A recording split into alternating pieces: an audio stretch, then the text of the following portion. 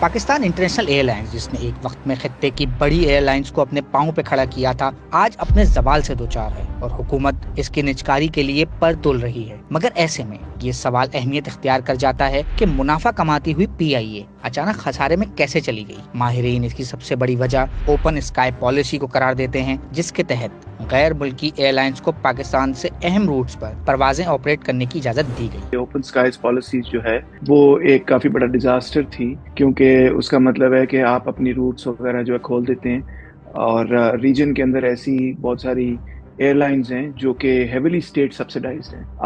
آپ کی ریاست اتنی طاقتور ہے نہیں، تو آپ اس حد تک سبسڈی دے نہیں سکتے جتنی طاقتور سبسڈیز اور جتنی بڑی سبسڈیز ایمریٹس یا سعودی عربیہ ایئر لائنز کو ملتی ہیں یا قطر ایئر لائنز کو ملتی ہیں اپنی حکومتوں سے، کیونکہ وہ بڑی امیر حکومتیں ہیں اور آئل رچ کنٹریز ہیں، اور ان کا یہ ارادہ تھا کہ ہم اپنی ایئر لائنز کو جو ہے وہ فلیگ شپ ایئر لائنز بنائیں گے، اور اس کے لیے ہمیں جتنے مرضی پیسے خرچ کرنے پڑیں اور جتنے مرضی سال ہمیں تھوڑا سا نقصان اٹھانا پڑے، ہم اٹھانے کے لیے تیار ہیں، ہم افورڈ بھی کر سکتے ہیں، نقصان ہم اٹھا سکتے ہیں، ہم بیسٹ جہاز لیں گے، ہم بیسٹ پائلٹس لیں گے، ہم بیسٹ ایئر ہوسٹسز لیں گے، ہم بیسٹ دنیا کے ایئرپورٹس بنائیں گے اور ہم اپنی ایئر لائن کو کامیاب کریں گے۔ ان کے لیے ایک نیشنل پریسٹیج کا پروجیکٹ تھا۔ تو جب ہم نے اوپن اسکائز پالیسی ایکسیپٹ کر لی تو ریجن کے اندر اور پاکستان کے اندر بھی خاص طور پہ جو لوکریٹو روٹس تھیں اس پہ اوبیسلی پاکستان ایئر لائن کی جو ٹریفک پہلے ہوا کرتی تھی وہ ان دوسری ایئر لائنز پہ چلی گئی۔ جب وہ دوسری ایئر لائنز پہ کوالٹی وائز وہ بہت بہتر ہیں، اور کیونکہ جیسے میں کہہ رہا ہوں وہ اسٹیٹ سبسیڈائزڈ ہیں اور ریاست ان کو سبسیڈائز کرتی ہے، کوالٹی وائز وہ بہت بہتر ہیں اور پرائس وائز وہ اتنی زیادہ نہیں ہے پی آئی اے سے، تو انہوں نے کمپٹیشن کو اڑا دیا۔ انہوں نے تو کمپٹیشن کو اس حد تک اڑا دیا کہ امریکن پرائیویٹ ایئر لائنز جو ہیں انہوں نے کئی اپنے ملک کے اندر لا سوٹس بھی کیے ہوئے ہیں کہ جی انفیئر بزنس پریکٹس کرتے ہیں کیونکہ ان کو بہت بڑی بڑی سبسڈیز ملتی ہیں اینڈ سو آن۔ جہاں اوپن اسکائی پالیسی سرکاری ایئر لائن کے لیے تباہ کن ثابت ہوئی، وہیں رہی صحیح کسر سابق وزیر برائے ہوا بازی غلام سرور خان کے اس بیان نے نکال دی کہ پاکستان کے پائلٹس اور انجینئرز کے ٹیسٹنگ لائسنسز جعلی ہیں۔ پاکستان میں ٹوٹل 860 ایکٹیو پائلٹس، لیکن دکھ کے ساتھ بتانا پڑتا ہے تو ان میں سے 262 ایسے پائے گئے کہ انہوں نے خود ایگزام نہیں دیا، ان کی جگہ کسی نے ایگزام دیا۔ اس بیان کے باعث European union aviation safety agency نے پی آئی اے کی فلائٹس پر یورپ جیسے اہم روٹ کے لیے پابندی لگا دی۔ سرور صاحب نے بہت بری طرح سے وہ جو معاملہ تھا مس ہینڈل کیا، جو ایئر لائن کریش تھا پی آئی اے کا، اس کے بعد پھر جو ان کی سٹیٹمنٹ تھی پارلیمنٹ میں، اس کے نتیجے میں پھر اور بھی زیادہ معاملات خراب ہو گئے کہ بہت ساری جو لوکریٹو روٹس تھیں اس پہ 3 سال کے لیے ہم پہ ٹوٹل بین لگ گیا، اور وہاں وہ منی اسپننگ روٹس تھیں، وہاں سے پیسے بہت آتے تھے، وہ بین لگ گیا۔ تو وہ بین اب ختم ہونے کو جا ہی رہا ہے کہ اب نیا مسئلہ یہ بن گیا کہ آئی ایم ایف کا جو پچھلا اگریمنٹ ہے اس کے تحت آئی ایم ایف نے یہ کہا کہ جی آپ اپنا بجٹ ڈیفیسٹ کم کریں۔ اب بجٹ ڈیفیسٹ آپ کو پتہ ہے 55% تو چلا جاتا ہے ڈیٹ ری سروسنگ میں، وہ تو کم ہوگا نہیں، پھر مزید اور 20% کم و بیش جو ہے وہ چلا جاتا ہے فوج میں، وہ بھی کم نہیں ہوگا۔ تو دیٹس آلموسٹ آپ خود ہی کیلکولیٹ کر کے دیکھ لیں کہ 75% تو بجٹ تو یہیں اڑ جاتا ہے۔ موجودہ حالات میں بھی حکومت پی آئی اے کو آئی ایم ایف کے پروگرام میں ہونے کے باعث کسی بھی قسم کی سبسڈی دینے سے قاصر ہے، جس کی وجہ سے ایئر لائن کے روزمرہ کے امور متاثر ہو رہے ہیں، اور اب تک 2 ہفتے میں 300 سے زائد پروازیں معطل یا منسوخ ہو چکی ہیں۔ جو کیپ لگایا پی ایس او نے کہ جی آپ کا اتنے بلین پہ کیپ ہے تو آپ کا کریڈٹ جو ہے وہ ختم ہو گیا، ہم تو آپ کو دینے کے لیے تیار ہی نہیں۔ اب ان کا تو یہ کہنا ہے، اور اس میں کچھ صداقت بھی ہے، کہ اس سے جو پبلک اوپینین ہے وہ ٹوٹلی تیار ہو جائے گا کہ بھئی پھر اس کو پرائیویٹائز کر دو، کیونکہ اگر وہ چل ہی نہیں رہا، اگر وہ فلائٹیں چل ہی نہیں رہی تو پھر تو پبلک بھی کہے گی کہ چلو ٹھیک ہے پھر بیچ دو، اگر آپ نے نہیں چلانا تو پھر نہ چلاؤ، اگر چلانا نہیں تو پھر بیچ دو، کیا اور کیا آپشن ہے۔ تو وہ نوم چومسکی کی بڑی فیمس سیئنگ ہے نا، بڑی فیمس کوٹ ہے کہ جب آپ نے کوئی چیز پرائیویٹائز کرنی ہوتی ہے تو آپ پہلے آپ اس میں سے ڈس انویسٹ کر دیتے ہیں، یعنی اس میں سے پیسے کھینچ لیتے ہیں۔ جب پیسے کھینچ لیتے ہیں ڈس انویسٹمنٹ کی وجہ سے وہ فلاپ ہو جاتی ہے، وہ فیل ہو جاتی ہے چیز۔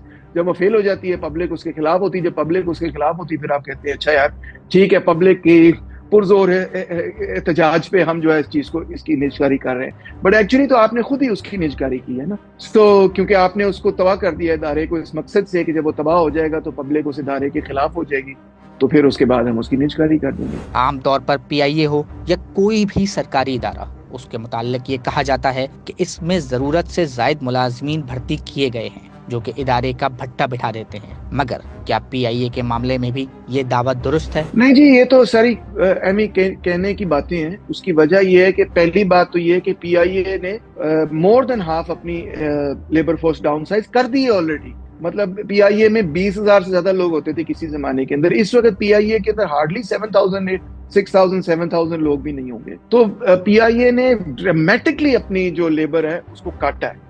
ایک تو یہ بات. دوسری بات یہ ہے کہ جب لوگ کہتے ہیں کہ جی لوفٹانزا کے اندر پر ایروپلین اتنے امپلائیز کام کرتے ہیں، تو وہ یہ نہیں اس بات کا ریئلائز کرتے کہ بھائی جرمنی کی لیبر کاسٹ آپ نے دیکھی کتنی ہائی ہوتی ہے، اور جرمنی کے پاس ٹیکنالوجی کتنی ہوتی ہے لیبر کو سبسٹیٹیوٹ کرنے کے لیے.